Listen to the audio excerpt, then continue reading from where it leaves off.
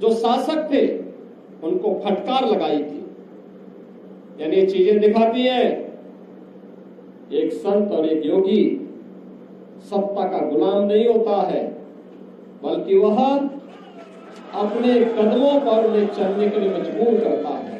पूज्य बाबा अघोराचार्य बाबा कीनाराम जी के 425वें पावन अवतरण समारोह के अवसर पर उनके इस पावन धरती पर,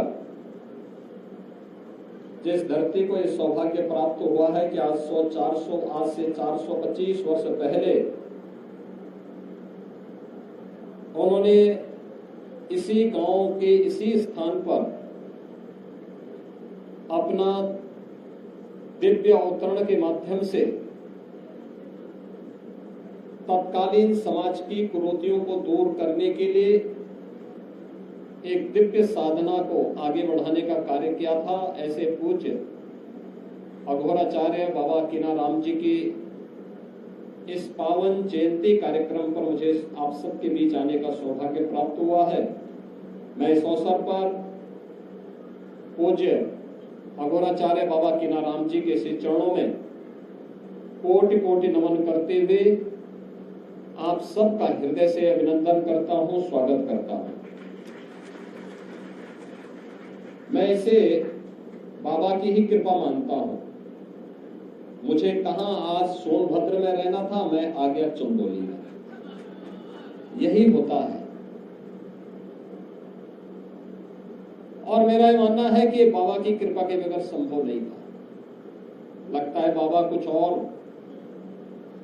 उनको मंजूर था और मुझे यहाँ चंदौली में यहाँ आने का आज पुनः सौभाग्य प्राप्त हुआ है। ये सच है, जन्म से ही वे दिव्य विभूति थी। एक कुलीन परिवार में उनका जन्म हुआ। उनके पूज्य माता जी, उनके पूज्य पिताजी गांव के धार्मिक एक सभ्य परिवार बड़ी शालीनता के साथ अपना जीवन यापन करने वाले, पूरी श्रद्धा भाव के साथ अपना जीवन यापन करने वाले बाबा विश्वनाथ और मां गंगा के प्रति अगाध श्रद्धा रखने वाले ऐसे कुलीन परिवार में पूज्य बाबा कीनाराम जी का जन्म जरूर हुआ।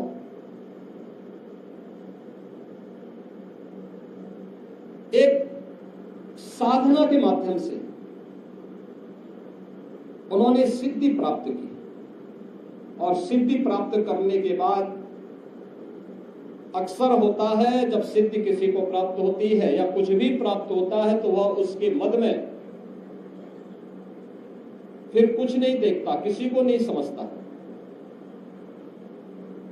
प्रभुता पाई काई मद नहीं, संत तुलसीदास जी ने भी कहा। लेकिन बाबा ने अपनी साधना का उपयोग, इस सिद्धि का उपयोग राष्ट्र के कल्याण के लिए किया, लोक कल्याण के लिए किया। उस समय की समाज की बिगड़ती हुई स्थिति को एक देखते हुए कि देश क्यों गुलाम हुआ, क्यों विदेशी आक्रांता सफल हुए। एक तरफ उन्होंने समाज को जोड़ने का काम किया, दलितों को, आदिवासियों को, वनवासियों को, गिरवासियों को बिना भेदभाव से मुक्त एक ऐसे समाज की स्थापना का अलग जगाया था जो एक अघोराचार्य को ही के द्वारा ही संभव था, एक योगी के द्वारा ही संभव था, एक संत के द्वारा ही संभव था। उच्च कुलीन परिवार में जन्म लिया, लेकिन उन्होंने कहा नहीं, छूत अस्पृश्यता के भाव को त्यागना होगा, तभी ये देश सुरक्षित हो पाएगा। और यहाँ के दलितों को, वनवासियों को, यहाँ के जनजातीय समुदाय को उन्होंने बड़ी संख्या में अपने शिष्य के रूप में स्वीकार करते हुए उनके जीवन को प्रशस्त करने के लिए अनेक कार्यक्रम चलाए। तो दूसरी तरफ मुगल आक्रांताओं को भी उन्होंने उस समय सबक सिखाने के लिए सांझा को भी डपट करके भगाने का काम किया था, जो उनके चमत्कार को देखने की प्रतीक्षा कर रहा था। उन्होंने विदेशी आक्रांता उस समय के जो शासक थे उनको फटकार लगाई थी। यानी ये चीजें दिखाती हैं एक संत और एक योगी सत्ता का गुलाम नहीं होता है, बल्कि वह अपने कदमों पर उन्हें चलने के लिए मजबूर करता है।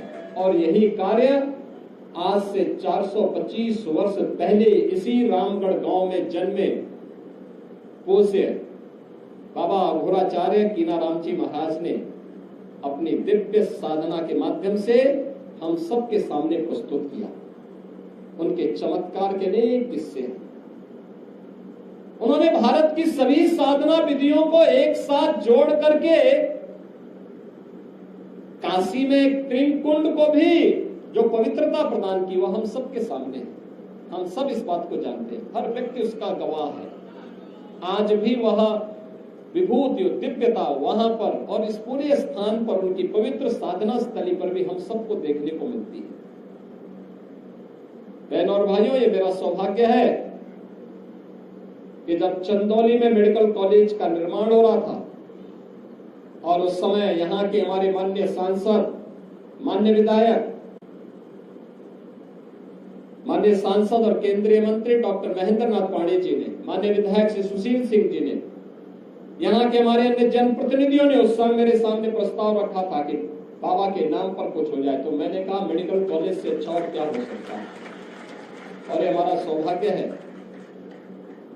कि हमें अपने इस पूज्य संत के इस चरणों में उस मेडिकल कॉलेज जो लोक कल्याण का, आरोग्यता का उत्तम माध्यम बनेगा, उसका नामकरण पूज्य बाबा के नाम पर करने का सौभाग्य प्राप्त हुआ। हम भी इस परंपरा के लिए अपनी ओर से करने की कहां हमारी सामर्थ्य है। ये तो जो कुछ भी है ये बाबा की ही कृपा है, उन्हीं की विभूति है। और उन्हीं की कृपा से, जो मैंने आपको बताया ना कि आज मेरा कार्यक्रम कहीं और था, लेकिन मैं भटक करके आ गया चंदौली में, यहाँ पर रामगढ़ में।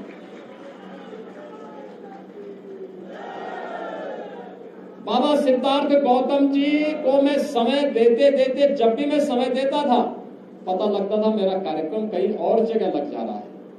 लगता है कि बाबा कीनाराम जी चाहते थे कि बिना मिले ही मैं स्वयं यहाँ पहुंच करके बता दूं कि नहीं, बाबा के चमत्कार जीवित हैं।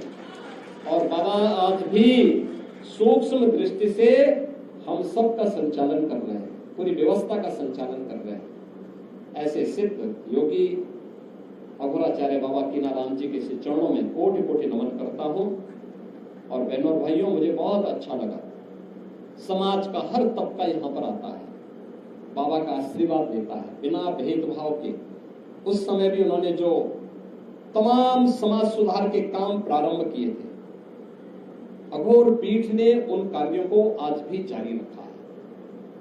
ये कार्यक्रम आज भी उसी रूप में चल रहे हैं और ये निरंतर चलते रहने चाहिए, क्योंकि यही बाबा की यही संदेश है, यही उनका उपदेश है। बिना भेदभाव के समाज को जोड़ना, विधवा विवाह को प्रोत्साहित करना, स्त्री शिक्षा को, महिला शिक्षा को प्रोत्साहित करना, कुष्ठ रोगियों की सेवा करना, दीन दुखियों के साथ खड़ा होना, लोक मंगल के कार्यों में बढ़ चढ़ करके भाग लेकर के हम सबका हर कार्य, सब कुछ समर्पण देश के नाम होना चाहिए। हर काम देश के नाम, राष्ट्र प्रथम के भाव के साथ हमें कार्य करना होगा। और इस भाव के साथ जो भी हमारा कार्य होगा वह बाबा के श्री चरणों में उनका आशीर्वाद जरूर प्राप्त करेगा। आज के इस अवसर पर मैं इस पीठ के वर्तमान जो पीठाधिपति हैं अघोराचार्य बाबा सिद्धार्थ गौतम राम जी को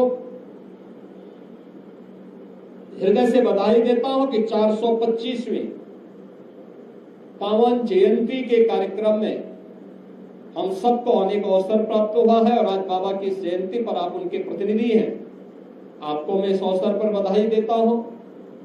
आप सबको भी मैं अपनी हृदय से बधाई और शुभकामनाएं देता हूं।